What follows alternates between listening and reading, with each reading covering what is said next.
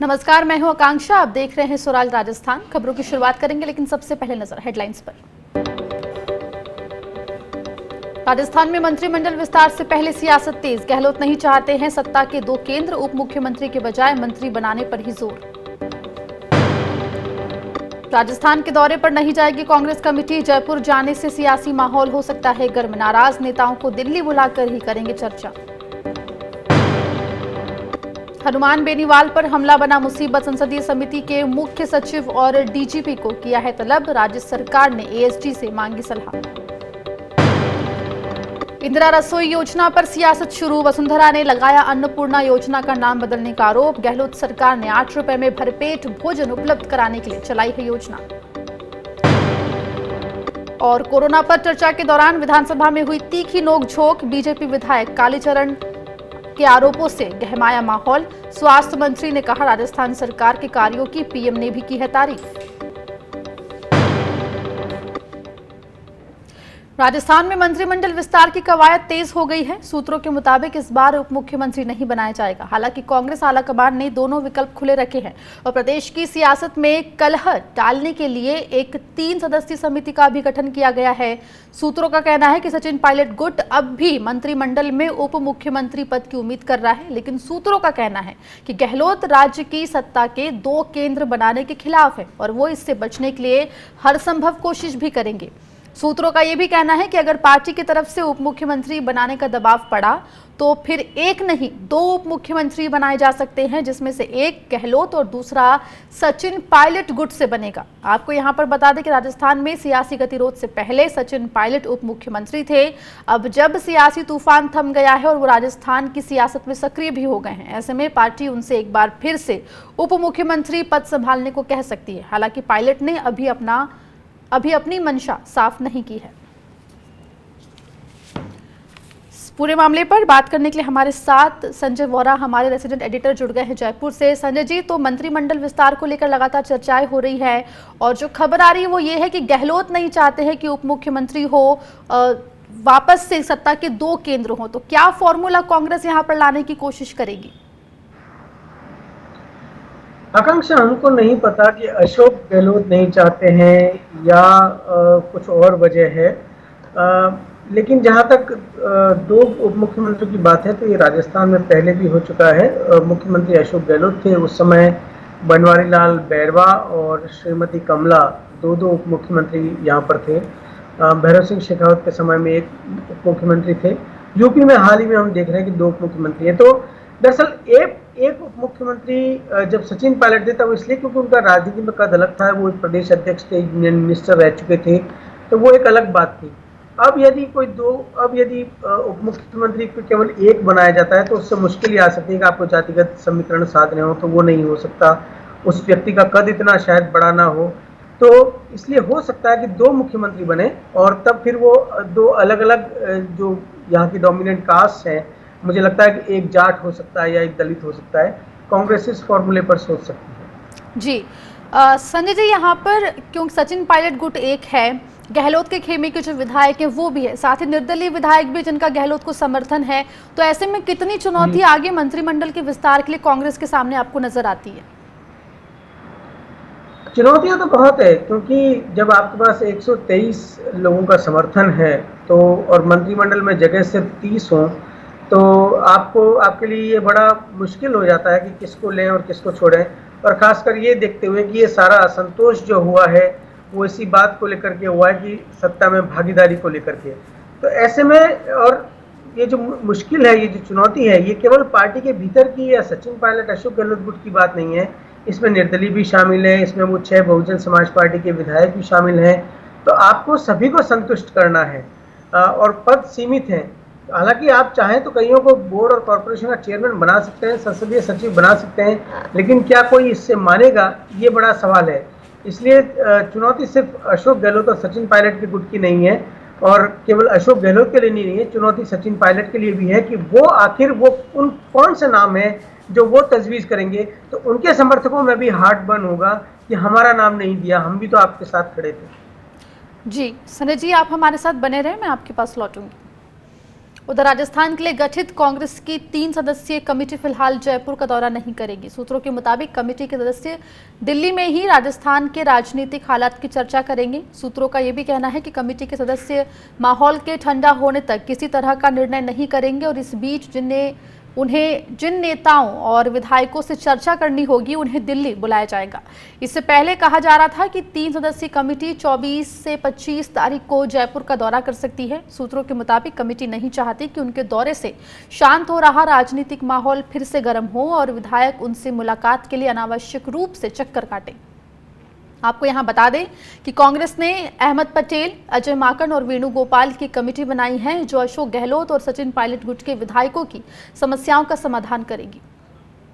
हमारे संवाददाता रामस्वरूप हमारे साथ जयपुर से जुड़ गए हैं। रामस्वरूप, तो जो कमेटी बनाई गई थी 3 सदस्यों की कांग्रेस की, जो पायलट गुट की जो जितनी भी परेशानियां थी, जो भी शिकायतें थी, उनको हल करने के लिए वो अब दौरा नहीं कर रही है और दिल्ली से ही पूरी सियासत जो है उसके ऊपर नजर दिल्ली से ही रखी जाएगी।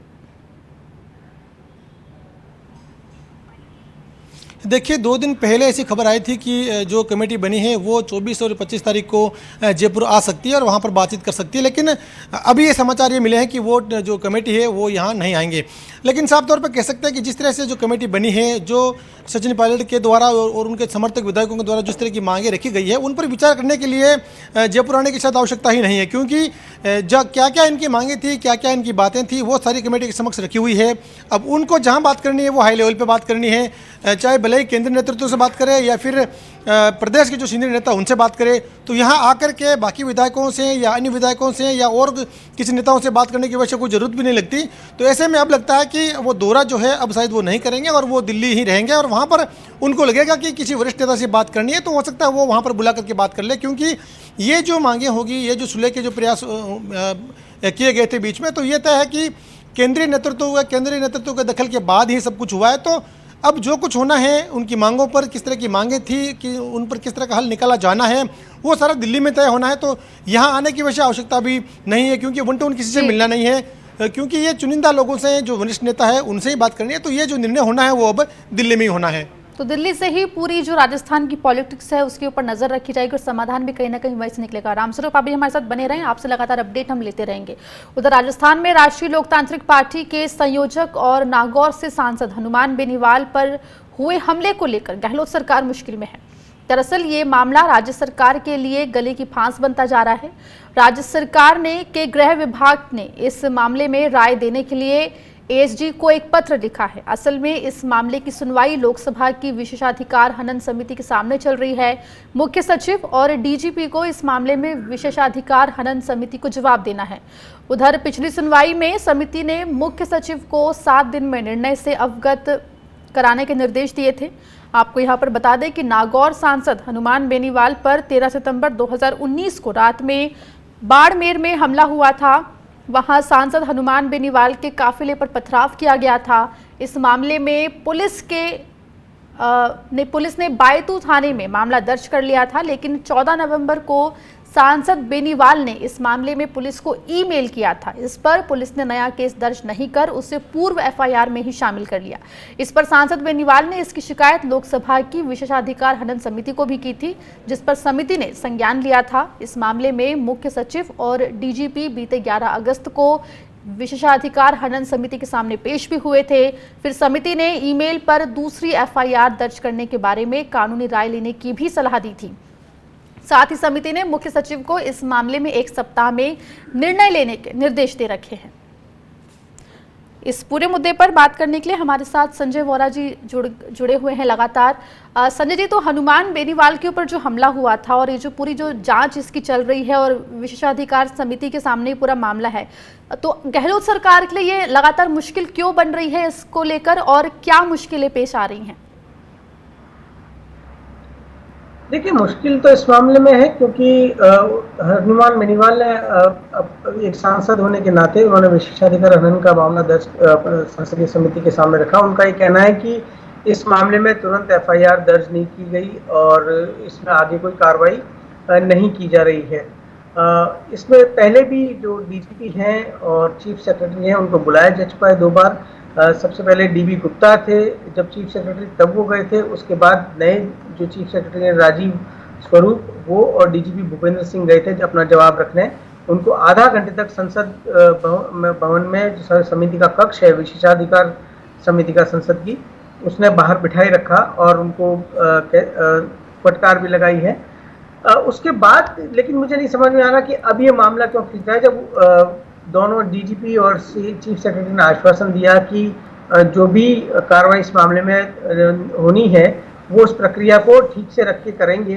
तो उसके बाद मुझे समझ में नहीं आता कि इस मामले में अब आगे क्या बचा है, क्योंकि एफआईआर ऑलरेडी दर्ज हो चुकी है। अगर नए सिरे से एफआईआर दर्ज होनी तो उसके लिए भी मुख्य सचिव बोल चुके हैं संसदीय समिति को। तो ये बात, लेकिन हाँ मुश्किल ज़रूर है, क्योंकि आपके चीफ सेक्रेटरी और डीजीपी को खुद को जब संसदीय समिति के सामने पेश होना पड़े तो वो आसान नहीं होता है। लेकिन इस मामले को राजनीतिक रंग दिया जा रहा है, खासकर क्योंकि ये हनुमान बेनीवाल और राज्य के जो राजस्व मंत्री हैं हरीश चौधरी, उन दोनों के बीच के अनबन का मामला है। क्योंकि जब ये हादसा हुआ था उसके पहले हनुमान बेनीवाल ने बहुत आपत्तिजनक बातें अपनी प्रेस कॉन्फ्रेंस में कही थी। जी, शुक्रिया संजय जी हमसे जुड़ने के लिए और बात करने के लिए। उधर पूर्व मुख्यमंत्री वसुंधरा राजे ने अशोक गहलोत सरकार पर हमला किया है। उन्होंने कहा कि राज्य सरकार 1.5 साल में विकास के नाम पर 1.5 कदम भी आगे नहीं बढ़ पाई है। वसुंधरा ने आरोप लगाते हुए कहा कि गहलोत सरकार ने उनकी योजनाओं के नाम बदले हैं। वसुंधरा राजे ने इंदिरा रसोई योजना को लेकर भी गहलोत सरकार पर हमला किया है। उन्होंने कहा कि राजस्थान में उनकी सरकार ने अन्नपूर्णा योजना शुरू की थी, जिसका मकसद हर किसी को भोजन उपलब्ध कराना था। अब इस योजना का नाम भी बदलकर इंदिरा रसोई योजना रख दिया गया है। वसुंधरा राजे ने कहा कि अगर वो इस योजना का श्रेय लेने की सोच रहे हैं तो ये उनकी भूल है। आपको यहाँ बता दें कि गुरुवार को अशोक गहलोत ने इंदिरा रसोई योजना की शुरुआत की थी, जिसमें महज 8 रुपए में लोगों को खाना उपलब्ध कराया जाएगा। हमारे संवाददाता रामस्वरूप हमारे साथ लगातार जुड़े हुए हैं। रामस्वरूप, तो इंदिरा रसोई के ऊपर सियासत लगातार जारी है। वसुंधरा राजे अब ये बात कह रही हैं, आरोप लगा रही हैं गहलोत के ऊपर कि उनकी पुरानी योजना का नाम बदलकर श्रेय लेने की कोशिश गहलोत सरकार कर रही है। देखिए, पूर्ववर्ती भाजपा सरकार के दौरान ही इस तरह की योजनाएं चलाई गई थी, जिसका नाम था अन्नपूर्णा रसोई योजना। उसके तहत भी 8 रुपये में भरपेट भोजन और 5 रुपये में नाश्ते की व्यवस्था थी। उसमें यह था कि हालांकि यह योजना भी पूरे प्रदेश में थी और मोबाइल वैन के जरिए जो भी ज़रूरतमंद लोग होते हैं उनको खाना वितरित किया जाता था। और जहां अस्पताल हो, जहां बस स्टैंड हो, जहां सिंधी कैंप हो, जहां पर मजदूरों की भीड़ लगती हो, तो वहाँ पर मोबाइल वैन जो है अवेलेबल होती थी और उसको खाना जो है वितरित किया जाता था। लेकिन कांग्रेस सरकार जब वर्तमान में अब सत्ता में आई तब उन्होंने उस योजना को बंद किया और अब दोबारा से इस योजना को जब शुरू किया गया है तो उसका थोड़ा सा क्लेवर बदल दिया है। यानी कि जो नाश्ता था 5 रुपये का वो नहीं मिलेगा, खाना मिलेगा, लेकिन रसोई को उन्होंने एक तरह से स्थायी रूप से बना दिया गया है। यानी कि पूरे प्रदेश में जो 358 रसोइयाँ खुलने वाली है, जिनमें से 325 रसोइयाँ खुल चुकी है, तो वो जो रसोइयाँ हैं वो सारी स्थायी रूप से होंगी। वहीं खाना बनेगा, गर्मा गर्म खाना मिलेगा, शुद्ध ताज़ा पौष्टिक, और वहाँ की मॉनिटरिंग जो है वो बिल्कुल एकदम पारदर्शी होगी। यानी कि सभी जो स्थायी रसोइयाँ बन रही है उन सभी में CCTV कैमरे लगाए गए हैं और साफ तौर पे जो भी व्यक्ति वहाँ जाएगा 8 रुपये का कूपन लेगा, खाना खाएगा, वो तस्वीरों में कैद रहेगा और उसकी सीधी मॉनिटरिंग जो है वो जिला कलेक्टर कर सकेंगे। तो इसमें पारदर्शिता बहुत ज़्यादा अब आ गई है जी। हालांकि तो इस तरह के बदलाव के साथ इस जो योजना को है शुरू किया गया है, और लेकिन इस पर सियासत जो है वो लगातार लंबे समय से देखते आ रहे हैं कि सियासत इस पूरी योजना को लेकर लगातार चल रही है। रामस्वरूप, आप बने रहे हमारे साथ।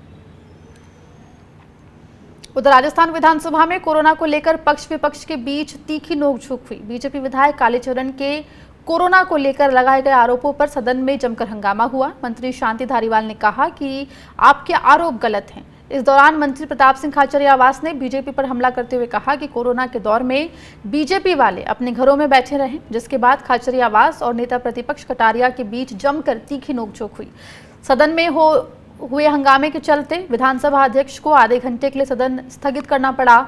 जब दोबारा कार्रवाई शुरू हुई तो फिर हंगामा हो गया। इसके बाद कार्रवाई एक बार फिर स्थगित करनी पड़ी।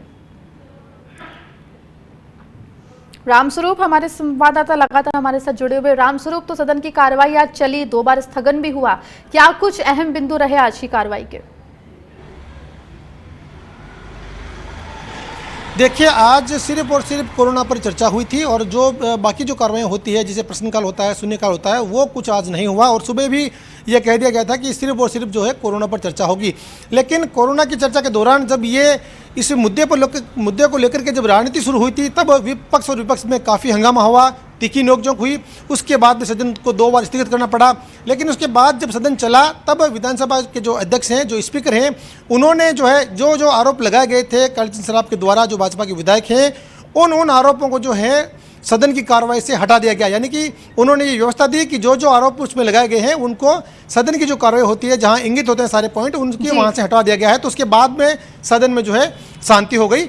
उसके बाद भी बाकी जो विधायक हैं, जो सदस्य हैं, उन्होंने अपनी अपनी बात कही। और आज कह सकते हैं कि कोरोना पर पूरी चर्चा आज हो चुकी है। लेकिन बिल्कुल पहले ये कार्रवाई जो है वो चर्चा लगातार हुई, साथ थी। ही विपक्ष भी आरोप यहाँ पर लगाती हमको नजर आई। बहुत बहुत शुक्रिया इस तमाम जानकारी के लिए।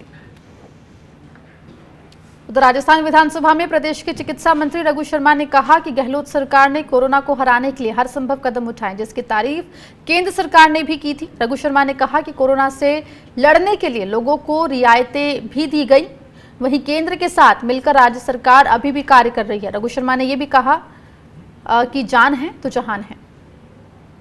इस दौर में प्रधानमंत्री जी ने बराबर वीडियो कॉन्फ्रेंसिंग की राज्यों के मुख्यमंत्रियों के साथ, और उन्होंने, मैं खुद भी मुख्यमंत्री जी के साथ ही बैठा रहता था, उन्होंने कहा कि अशोक गहलोत जी ने जो इनिशिएटिव्स लिए हैं राजस्थान के अंदर, वो शानदार इनिशिएटिव्स हैं और दूसरे राज्यों को भी इन इनिशिएटिव्स को फॉलो करना चाहिए।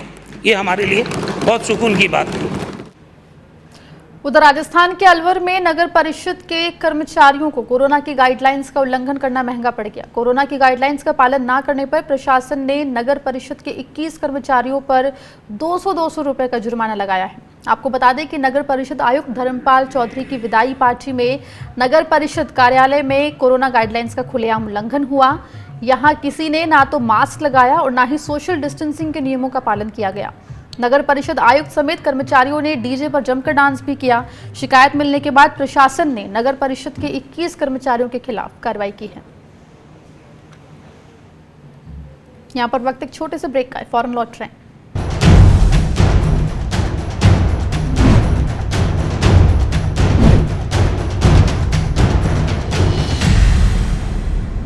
At LPU, I got exposed to new age technologies like AI and big data at Centers of Excellence by Google, SAP and Oracle. These learnings helped me to get a job with Microsoft at a package of rupees 42 lakh. Think big, lovely professional university. सपने सच तब होंगे जब आप सपने दिखना शुरू करेंगे। ये शब्द हैं उस शख्सियत के जिसके सपनों ने दी इस देश को एक नई उड़ान, डॉक्टर APJ अब्दुल कलाम। और ऐसे ही हर स्टूडेंट के सपने पूरे करेंगे हम, under best guidance of expert faculty team. Admission open in science and technology, humanities, social science, arts and sports. Doctor APJ Abdul Kalam university, Indore. For the details, contact 1800-300-26072.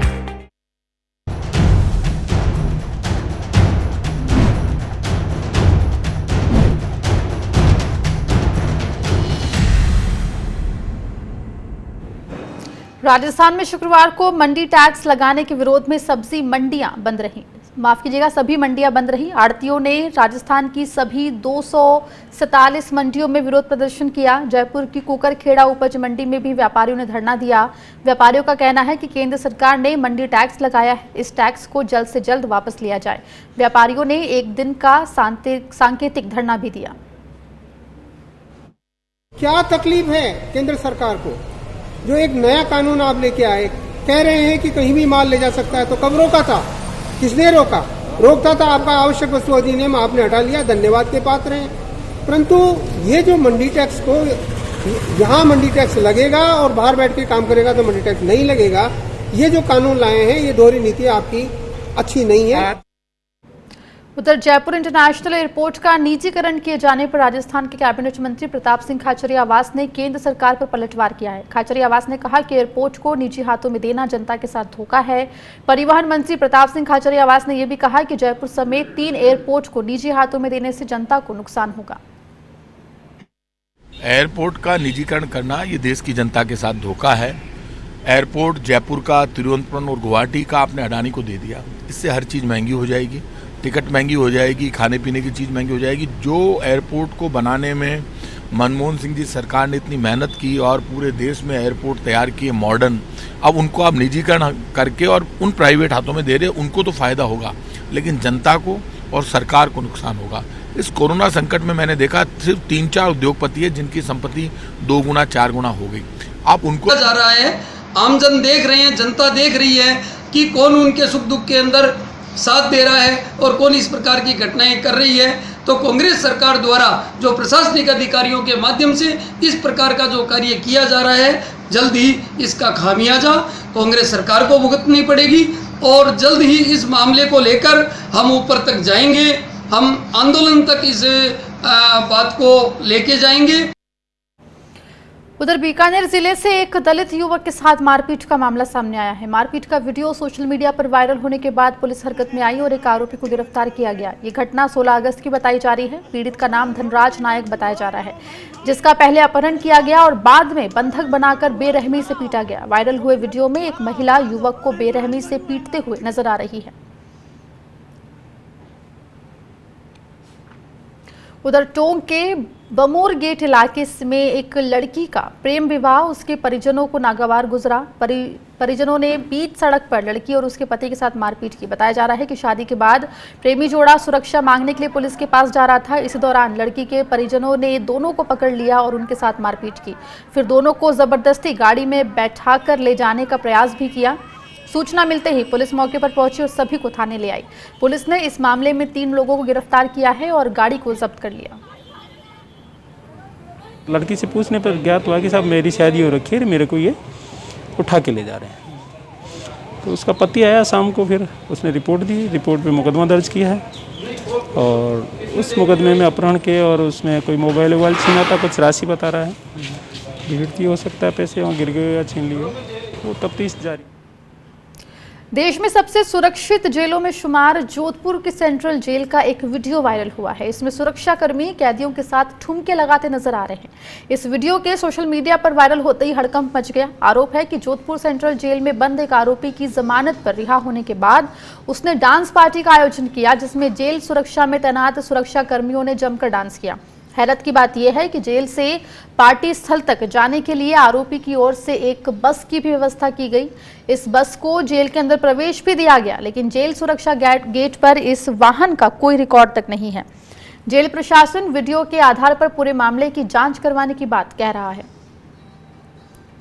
आज के आदेश ये है कि ये महिला प्रेरी जिसका जन्मदिन था उसके द्वारा ये पार्टी का आयोजन किया गया था और इसमें यदि कुछ भी कोई इलीगल कोई मैटर है तो उसकी जांच की जाएगी। स्वराज राजस्थान में फिलहाल इतना ही। खबरों का सिलसिला लगातार जारी है।